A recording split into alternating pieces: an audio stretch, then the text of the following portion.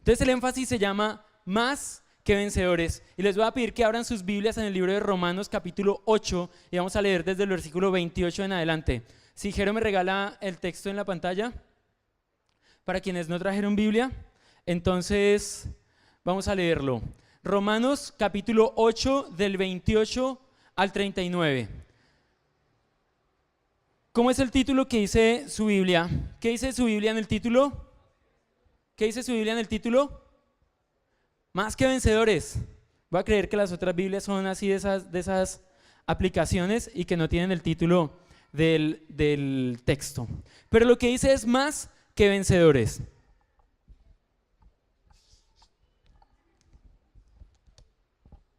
Patrocinador oficial de mi barriga. ¿Qué tal si leemos Romanos 8 del 28 al 39? El primer versículo, ese versículo 28, es demasiado conocido por el mundo cristiano. Y dice así, dice: y sabemos que a los que aman a Dios, todas las cosas les ayudan a bien. Esto es, a los que conforme a su propósito son llamados. Porque a los que antes llamó, también los predestinó para que fuesen hechos conforme a la imagen de su Hijo, el cual es primogénito entre muchos hermanos. ¿Sí vamos ahí o no? Y a los que predestinó, a estos también llamó, y a los que llamó, a estos también justificó, y a los que justificó, a estos también glorificó. ¿Qué pues diremos a esto? Si Dios es con nosotros, ¿quién contra nosotros? El que no escatimó a su propio Hijo, sino que lo entregó por todos nosotros, ¿cómo no nos dará también con él todas las cosas? ¿Quién acusará a los escogidos de Dios? Dios es el que justifica. ¿Quién es el que condenará? Cristo es el que murió, más aún el que también resucitó, el que además está a la diestra de Dios, el que también intercede por nosotros. ¿Quién nos separará del amor de Cristo? ¿Tribulación o angustia o persecución o hambre o desnudez o peligro o espada? Como escrito está: por causa de ti somos muertos todo el tiempo, somos contados como ovejas de matadero. Mas en todas estas cosas, ¿sí sigue más en todas? ¿Sí?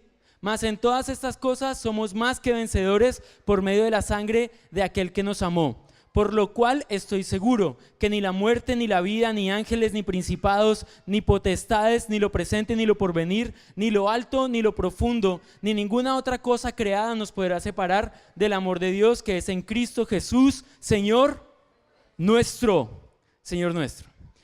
Y ese texto es genial.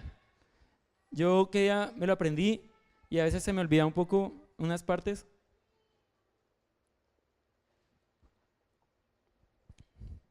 Por lo largo que es.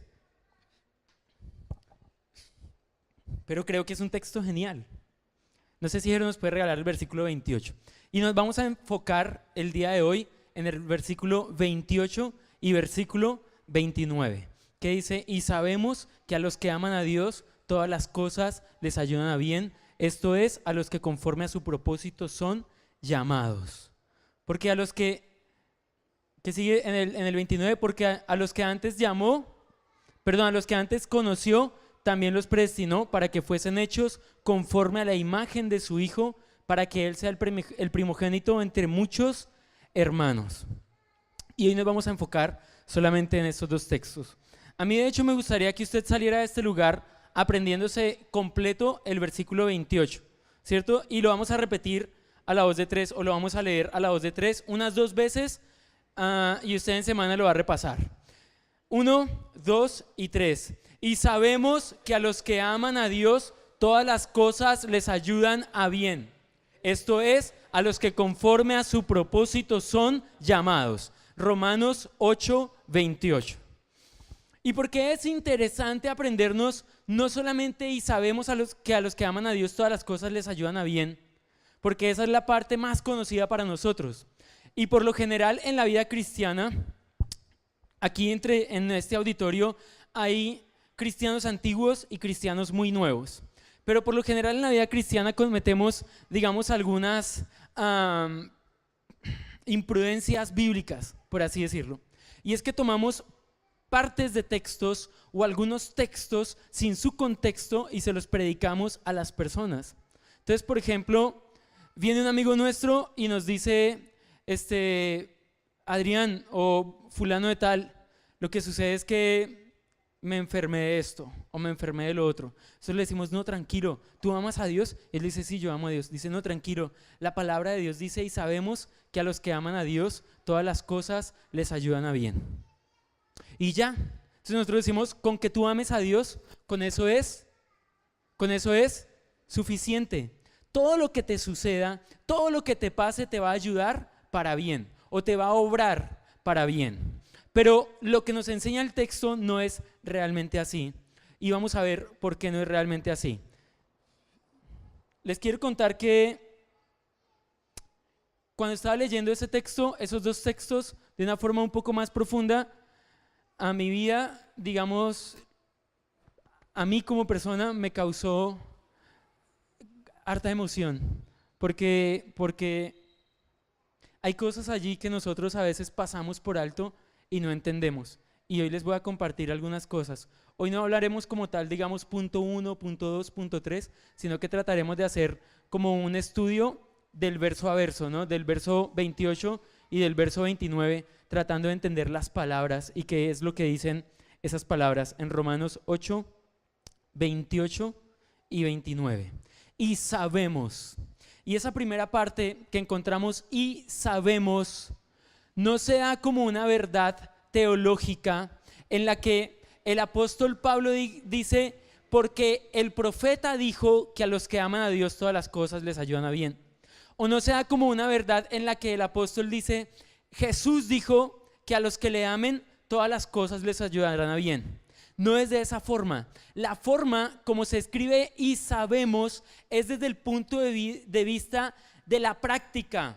O sea, el apóstol Pablo entendía que al hombre que amaba a Dios todas las cosas le ayudaban a bien, pero no era porque lo había leído en la Biblia o no era porque él lo había escuchado de un pastor o de un profeta. El apóstol Pablo dice, y yo sé que a los que amamos a Dios todas las cosas nos ayudan a bien. Y cuando él dice eso, le dice, yo lo he comprobado con mi vida. Porque no logro conocer tanto de Dios como sí sé conocer tanto de lo que he vivido en la tierra. Y lo que había vivido el apóstol en la tierra y lo que vivían los cristianos de la iglesia primitiva en ese momento eran muchas tribulaciones. Por eso más adelante cuando entremos a la parte, por lo tanto estoy seguro que ni la muerte ni la vida, y esto vamos a ver un poco qué tipo de tribulaciones vivían los cristianos de esa época. Pero Pablo dice con pleno conocimiento de causa, dice, yo sé que a los que amamos a Dios todo nos ayuda para bien, todo nos obra para bien. Y quiero que pensemos entonces en dos cosas. La primera es los que aman a Dios y son amados por Dios. Y les quiero decir algo, cada uno de ustedes es amado por Dios. Cada uno de ustedes es amado por Dios. La cuestión es, ¿nosotros amamos a Dios? Y vamos a tratar de entender un poco el sentido amplio de la palabra amor. Cuando nosotros nos imaginamos el amor, nos imaginamos cosas muy lindas. Les digo, imagínense el amor. Y ustedes dicen, no sé, me imagino la niña que me gusta en el altar casándose conmigo y luego yéndonos a una casa a las afueras de la ciudad, ¿cierto? Donde tengamos un espacio grande y cultivemos flores y jardines y tengamos 3 perros. Y usted dice, eso es el amor, ¿cierto? Pero vamos a encontrar en la Biblia que de una forma demasiado extraña para nuestros ojos se compara el amor con cosas un poco desagradables. Fuerte como la muerte es, fuerte como la muerte es el amor. Desde el sentido divino, el amor no es solamente flores y jardines, sino que el amor va muchísimo más allá. O sea, dice, fuerte como la muerte. O sea, así de fuerte es el amor, ¿cierto? No logramos entonces dimensionarlo. Ahora, la pregunta o la respuesta más bien de ustedes a mi pregunta, ¿usted ama a Dios? Usted ama a Dios y usted me va a decir de entrada, claro, Señor, si yo le canto a Dios, te amo, te anhelo, ¿cierto? Eres todo para mí. O te canto, o le canto al Señor, Señor, sin ti no puedo vivir. O le canto, Señor, tú eres como mi respirar, te necesito, ¿cierto? La pregunta es, ¿nosotros amamos a Dios como la Biblia enseña que es el amor? Porque a veces nos hemos dejado ir por las ramas de lo que es el amor, ¿cierto? Entonces uno dice, no, el amor a Dios es que yo vaya mucho a la iglesia. El amor a Dios es que yo ore mucho. El amor a Dios es que yo predique la palabra. El amor a Dios es que yo haga esto. El amor a Dios es que yo sea evangelista. El amor a Dios es que yo sea profeta o que sea apóstol o que yo haga esto. Y asociamos el amor con una acción. Resulta que Dios es la esencia de lo que es el amor. Nosotros podemos sentir amor hacia alguien o hacia algo, no porque el amor sea una capacidad propia del ser humano. O sea, usted no ama porque usted como ser humano pueda amar. Usted ama porque usted es un hombre hecho a la imagen de Dios y Dios es amor. Entonces usted puede amar porque Dios es amor. Usted no puede amar porque usted es muy buena persona. No. Usted no puede amar porque usted es súper chévere. No. Usted ama porque Dios es amor. Y no importa cuán ateo sea usted, cuán amor le tenga o cuánta pasión o cuánto odio le tenga a la religión. No importa cuánto crea o no crea en Dios. La esencia de Dios está en su vida y Dios es amor. Por esa razón, si usted es ateo, no importa si usted es ateo, usted ama, porque eso es Dios, amor. ¿Sí me van a entender? O sea, no importa si usted dice odiar a Dios y odiar a la religión. Si usted ama, está comprobando que es un ser, no importa qué ame usted o no importa qué pasión sienta hacia qué cosa.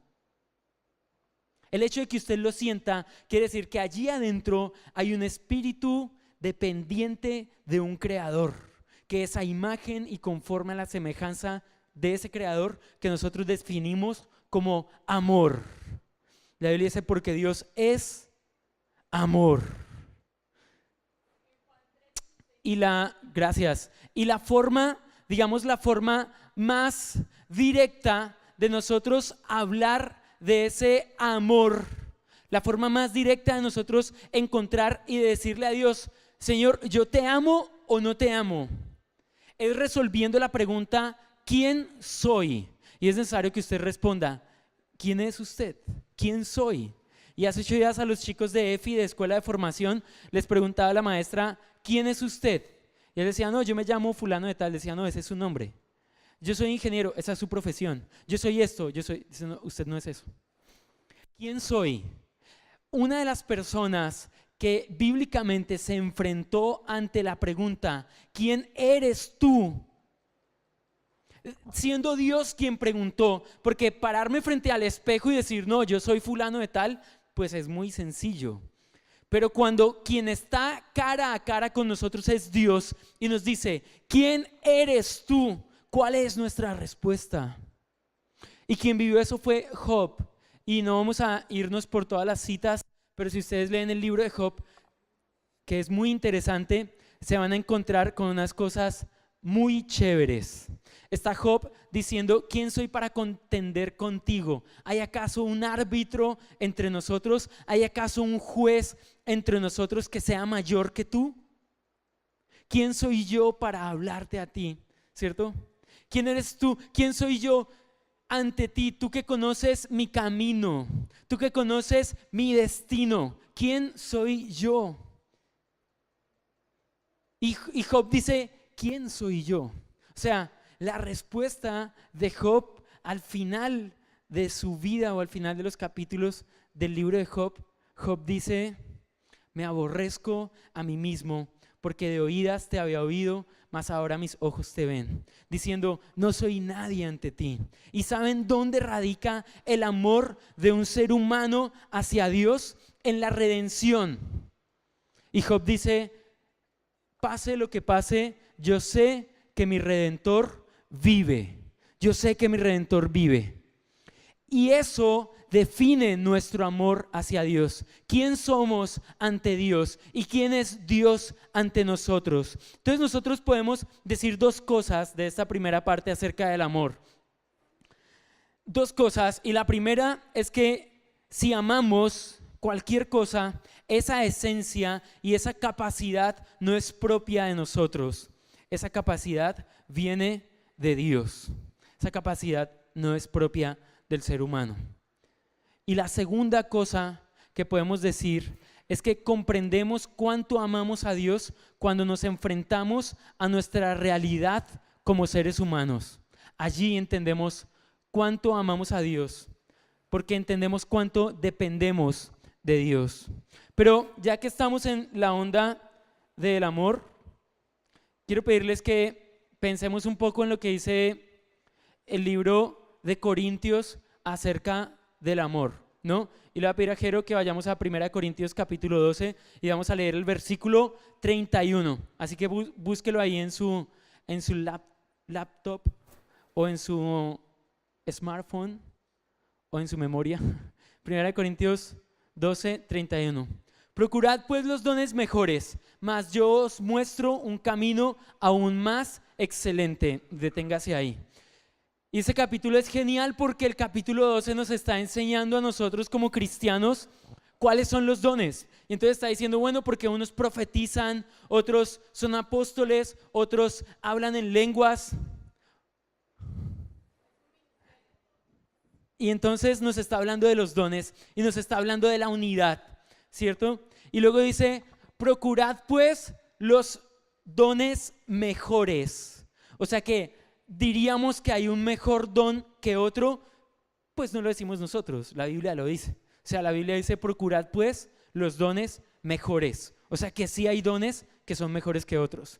Dice, mas yo os muestro un camino aún más excelente. O sea, dice, tú puedes tener cualquier don, pero el camino que te voy a mostrar es el mejor camino y es el más excelente camino de todos los caminos que te puedas imaginar. Y vamos a encontrar 1 Corintios 13 y el versículo 1 dice, ¿quién soy yo si hablo lenguas humanas y angelicales y no tengo amor? Y se empieza a preguntar, dice, si yo hablase lenguas humanas y angélicas y no tengo amor, vengo a ser como metal que resuena o címbalo que retiñe. O sea, dice, si usted habla lenguas, si usted profetiza, si usted sana personas, si usted levita, ¿no? Porque yo creo que vamos a llegar a ese momento donde la gente empiece a levitar, ¿no? Algún día llegaremos a eso. Entonces, si usted es profeta, apóstol, arcángel, si usted es lo que usted sea y no tiene amor, ¿sabe cómo es? Como un metal que retiñe. Si nosotros tomásemos ahora una varilla y ustedes así están atentos, todos están muy atentos y eso es chévere verlos así atentos. Y si yo ahora cogiese una varilla y saltara y la tirara durísimo contra el piso, o de estos tubos de aluminio, de esos cortineros que usamos para poner las cortinas, si usted coge un tubo de esos de 1,5 metros y lo tira durísimo contra el piso, ¿es rico escuchar ese sonido? ¿Es chévere? ¡No! Uno dice, callen eso, por favor. No puede ser, me va a quedar sordo. Odio ese sonido. Así exactamente es nuestro trabajo y así exactamente son nuestros ministerios si no tenemos amor. Ante Dios odio ese sonido, odio el sonido de este tipo, porque es como un címbalo, es como un metal que retiñe contra el suelo, que me estremece los oídos. No lo quiero escuchar. Sáquenlo de mi vista. Así viene a ser nuestra vida si no tenemos amor. ¿Y de qué tipo de amor estamos hablando? ¿De qué tipo de amor nosotros hablaríamos allí? Estamos hablando de ese amor apasionado que ama cuando somos amados y que respeta cuando somos respetados y que es fiel cuando somos fieles.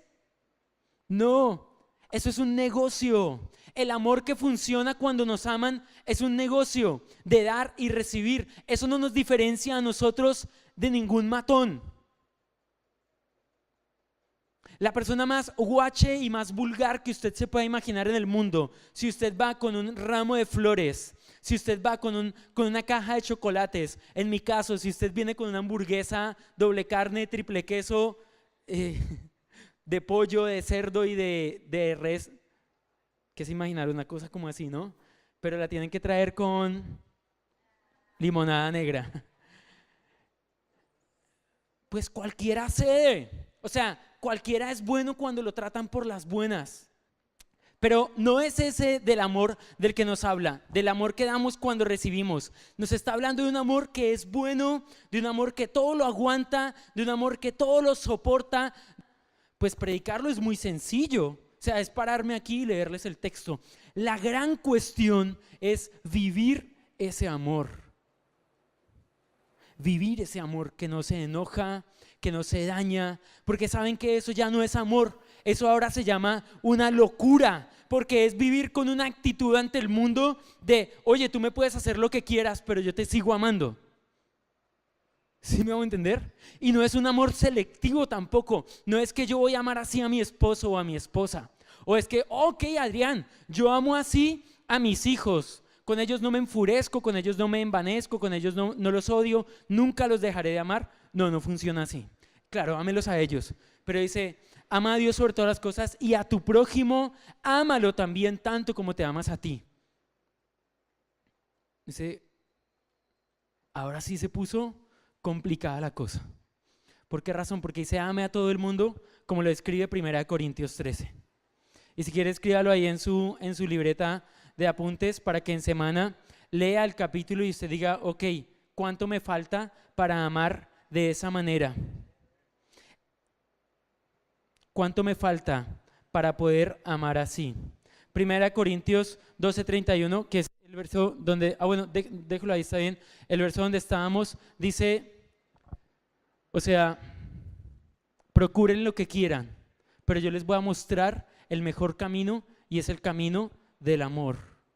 Y 1 Corintios del 13 al 8 es donde dice, el amor es esto, para que ustedes en su casa lo lean. Y cierra 1 Corintios 13 diciendo, prevalecen la fe, la esperanza y el amor, pero el mayor de todos estos es el amor. Ya, ahí queda. El mayor de todos es el amor. Así que para los que aman a Dios, no lo podemos volver a utilizar de una forma irresponsable como, sí, Señor, yo te amo en las buenas, pero en las malas, ¿por qué haces esto? No, es, sí, Señor, te amo en las buenas, en las malas, como el matrimonio, ¿no?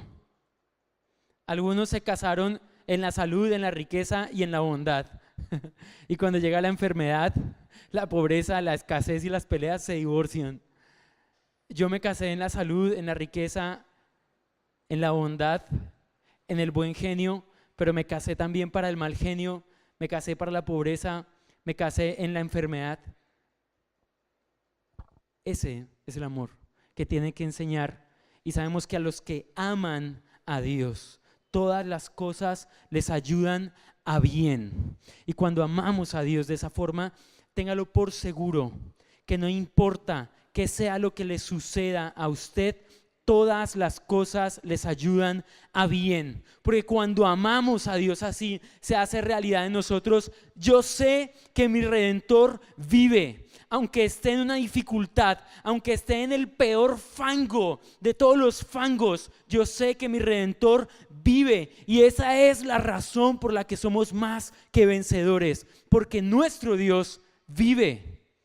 Esa es la razón por la que somos más que vencedores. Y ahora vamos a ver a los que conforme a su propósito son llamados. Y tenemos que aclarar que la vida de cada uno de nosotros tiene un propósito. ¿Cuál es el propósito de nosotros como cristianos? ¿Cuál es el propósito de nosotros como seres humanos? Bueno, el amor, la adoración a Dios, la entrega a Dios. Ese es el propósito de nosotros como cristianos. De nosotros como cristianos. Como cristianos. Vamos a ir a Romanos 8:29, que es el segundo texto que vamos a analizar, y ya nos acercamos a la parte final de la charla del día de hoy.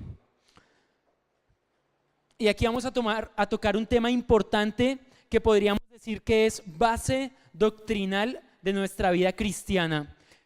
Van a decir, pero ¿cómo es esa cosa de la predestinación? ¿No? Y uno dice, ese tema es una locura, porque a veces es difícil de entender, pero hoy vamos a pedirle a Dios que nos ayude a entenderlo de una forma puntual, de una forma clara y de una forma concisa. ¿Cómo es el tema de la predestinación? Dice, porque a los que antes conoció, también los que los predestinó para que fuesen hechos conforme a la imagen de su Hijo, para que Él sea el primogénito entre muchos hermanos. Para que Él sea el primogénito entre muchos hermanos. Porque a los que antes conoció. Y no es que Dios le conoció a usted antes de entrar a la iglesia y antes de ser cristiano, no dice eso. Dice que Dios lo conoció a usted desde antes de fundar el mundo, ya lo conocía a usted. Como Salmo 139 dice, mi embrión fue visto por tus ojos y en tu libro estaban escritas todas las cosas que después fueron hechas, ¿no? Y digo, genial, porque es que Dios nos conoce desde antes de nosotros existir. Y como ustedes conocen, Vivi y yo estamos embarazados y nosotros no sabemos si es un niño o una niña. Y a mí personalmente eso me emociona mucho, el todavía no saber, porque digo, es chévere como cada etapa y hablarle y decir, no sabemos qué eres, pero te amamos, ¿no? Y ¿saben qué es más emocionante? Que desde hace infinito ya Dios sabía que nuestro hijo es un varón o es una niña. ¿Sí me hago entender? O sea, es genial. Ya Dios sabe, mucho antes de nosotros poder darnos cuenta qué es. Ya Dios lo sabe. Y yo digo, Señor, cuán maravilloso eres, porque tú ya lo conoces o tú ya la conoces y ya tú sabes cómo viene, cómo será, cuál será el color de sus ojos, cómo será su cabello. Tú conoces si saldrá con el rostro hermoso de su padre o con la personalidad arrolladora de su madre. Pero ya Él lo conoce y para mí eso está velado, o sea, yo no lo puedo ver. Y bueno, 1 Corintios 3 también lo decía, ahora vemos como en espejo, ¿cierto? Pero luego se nos será revelado y esto y lo otro, y está hablando del amor. Pero para mí ahora no es conocido si es un varón, si es una niña. Y yo molesto a mis amigos y ellos me dicen, ¿qué es? Le digo, no sé si es macho o si es princesa. Si es macho o si es princesa, ¿no? Pero saben, ya Dios lo sabe, ya Dios lo conoce. A los que antes conoció, también los predestinó. ¿Y qué es la predestinación? Yo les voy a decir palabras más, palabras menos, pero ustedes tienen que prometerme algo. No se van a cerrar con el puro concepto que yo les voy a dar. Ni los que están aquí, ni los que nos vayan a ver en YouTube, ¿no? No se pueden cerrar con ese único concepto. ¿Por qué razón? Porque ustedes deben ir a la palabra, ir a la presencia de Dios y decirle, revélanos cómo funciona esto, ¿no? La predestinación, palabras más, palabras menos, y quiero que se queden hasta el final de la charla porque si se quedan solo hasta este pedazo ustedes me van a llamar injusto y eso no lo digo yo, eso lo dice la Biblia. La predestinación dice que hay seres humanos que estamos predestinados a la salvación. No hay nada que nadie pueda hacer para escapar de ella. Estamos predestinados para la salvación. Pero esa misma predestinación reza o dice que hay quienes están predestinados para la no salvación. Y ustedes pueden decir, wow, ¿cómo así? Pero es que la Biblia dice que Dios quiere que todos sean salvos. Claro, pero está hablando de todos los que fueron predestinados. ¿Sí me van a entender? Ahora vamos a tratar de mirar el contexto de ese que todos sean salvos. Yo veo las caras de ustedes y me dan ganas de llorar, porque los veo muy angustiados. Pero es lo que la Biblia nos va a enseñar y ya vamos a ir al por qué.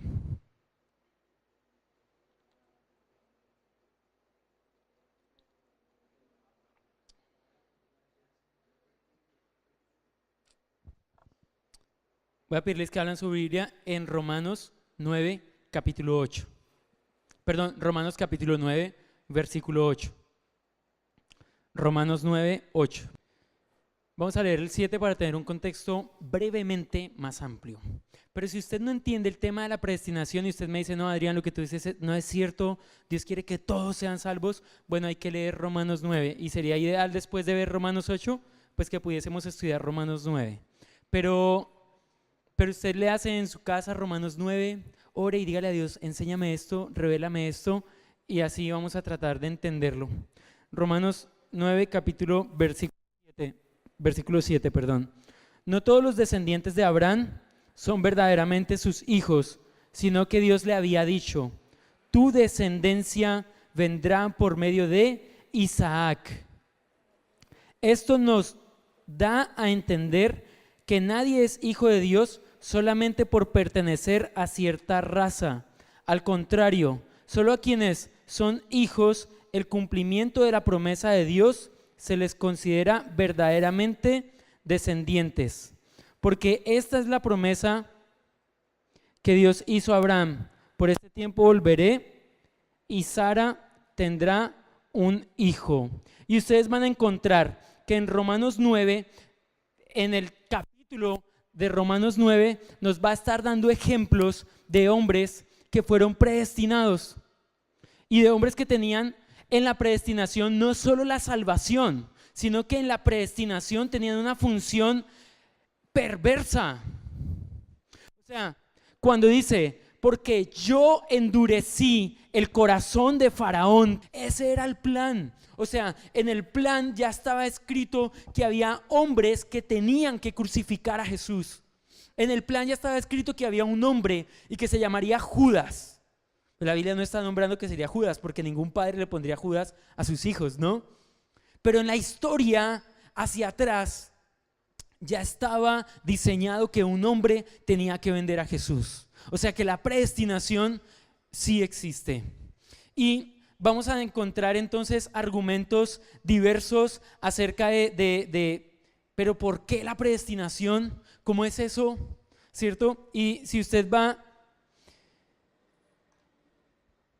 y se lee Romanos 9, usted va a entender algunas cosas a la perfección. O sea, usted va a decir, ok, ese tema es complejo, pero yo tengo que aferrarme a Dios para poder entenderlo y para poder discernirlo. Cuando nosotros cuestionamos la soberanía de Dios, estamos cuestionando su moral, estamos cuestionando el juicio de Dios, estamos cuestionando la razón de Dios. Cuando le decimos, oye, ¿por qué haces esto? ¿Por qué esto? ¿Por qué lo otro? ¿Por qué? ¿Por qué? ¿Por qué? ¿Por qué? ¿Por qué? Estamos cuestionando ese plan perfecto, diseñado y predestinado en el cual andamos. Y yo sé que la duda de muchos de nosotros al saber que somos pecadores y al saber que luchamos a diario con el pecado es, ¿y qué hay de mí? ¿Yo soy de los predestinados para la salvación o no? No sé si a ustedes les pasa, pero yo cuando leo textos como este, yo sí decía, ¿y qué hay de mí? ¿Será que yo estoy predestinado o no?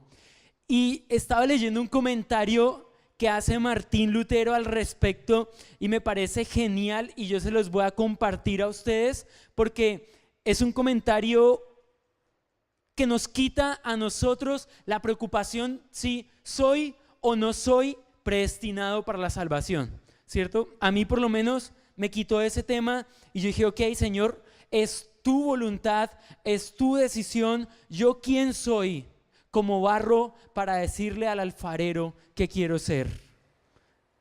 Reconozco que en tus manos soy barro y que tú como mi formador, tú como mi creador me dices, tú eres esto, tú haces esto, tú eres esto otro, ¿cierto? Y aquí quiero que vayamos concluyendo ya. Digamos que este tema es muy extenso y hoy le dimos una pincelada, el tema de la predestinación, pero vamos a abrir una charla para hablar al respecto, para que podamos aclarar dudas acerca de eso. De hecho, podríamos hacer una charla con preguntas y respuestas e ir a la Biblia para hablar al respecto, ¿no? Quiero decirles que esto no es interpretación mía. Los padres de la iglesia hablaron de la predestinación desde hace cientos de años, ¿cierto? Martín Lutero, Juan Calvino y los reformadores hablaron de la predestinación desde hace cientos de años, hablaron al respecto. Con el asunto del pecado, nosotros decimos, ¿y qué hay de mí? ¿Cómo voy a ser predestinado para la salvación si lucho con el pecado? Cuando nosotros somos muertos al pecado, entonces ya no obramos en el pecado por decisión propia, por así decirlo, sino que hacemos el pecado aunque no lo queremos hacer, pero nuestra voluntad es no pecar. ¿Sí me hago entender? Ahora, ahí vamos a hacer una diferencia entre quien dice, ok, yo sé que esto es pecado, pero lo amo y me encanta y lo quiero hacer. Y vamos a hacer la diferencia entre quienes decimos, ok, yo sé que esto es pecado, pero lo odio y no lo quiero hacer, aunque termino haciéndolo. Como lo diría Pablo en el mismo libro de Romanos, capítulo 7. Dice, odio esto porque sé que no lo debo hacer, pero termino haciéndolo. Y nosotros decimos, entonces, ¿cómo hago para saber si soy salvo o no con ese tema? Pues en el mismo sentir de nosotros de odiar, de repudiar ese pecado, aunque lo cometamos, ¿cierto? Y ahí decimos, ok, yo lo odio y aborrezco ese pecado, aunque lo cometa. Aunque yo lo cometa, eso no quiere decir que lo ame. Eso no quiere decir que lo voy a amar y que estoy cómodo en ese pecado. El tema de la predestinación va a quitar de nosotros la prudencia de la carne. Y el gran problema de la prudencia es que cada uno de nosotros tratamos de ser salvos por nuestras obras. No, pues, ¿cómo me va a decir Adrián que es que la predestinación, si es que yo voy a la iglesia, si es que yo diezmo, si es que yo predico, si es que yo hago, si es que yo me latigo el cuerpo, ¿no? Porque hay quienes pueden decir, no, es que yo oro y por mi culpa, por mi gran culpa, y luego cojo el látigo y ¡fua! Y ¡fua! Y Señor, este sacrificio es el que tú quieres, ¿cierto? ¿Saben qué resuelve la predestinación? La predestinación, palabras más, palabras menos, te dice, no hay nada que tú en tus fuerzas puedas hacer para ser salvo. O sea, la prudencia, la obra de tus manos, no tiene razón de ser. O sea, no te puedes salvar por tu propia mano. No puedes salvarte tratando de ser bueno. Es imposible que te salves tratando de ser bueno. ¿Sabe dónde deja el problema de la salvación, la predestinación? En las manos del dueño de su vida, en Dios. Dice, tú como hombre eres impotente, eres poco, no te puedes salvar, o sea, eres poco fuerte para salvarte. Pero ¿sabes quién lo hace? Dios lo hace. Y aquí hay algo interesante que es lo que les quiero compartir. Lo primero es que la humildad es suficiente ante Dios. El Salmo 151 dice, el corazón contrito y humillado es el que tú nunca despreciarás. O es el que nunca desprecia el Señor. Así que ante los temas bíblicos no abordemos la actitud de es que soy sabio, es que yo sé mucho, es que yo hago, es que yo puedo, es que yo doy, es que yo soy. No, ¿sabes cuál debe ser nuestra actitud? Señor, soy pecador y te necesito. Señor, mi corazón te necesita. Señor, no puedo salvarme por mi propia mano. Eso es más prudente que venir a decirle, Señor, mira cuán limpio soy. Señor, mira cuán bueno soy. Señor, mira cuánto predico. Es mucho más prudente que vengamos y le digamos, Señor, mira cuán pecador soy. Mira cuánto te necesito. Y las tres señales, o los 3 grados de las señales que dice Martín Lutero para saber si usted está predestinado, y póngale mucha atención a eso porque es genial y está dentro de un comentario al libro de Romanos que hace Martín Lutero.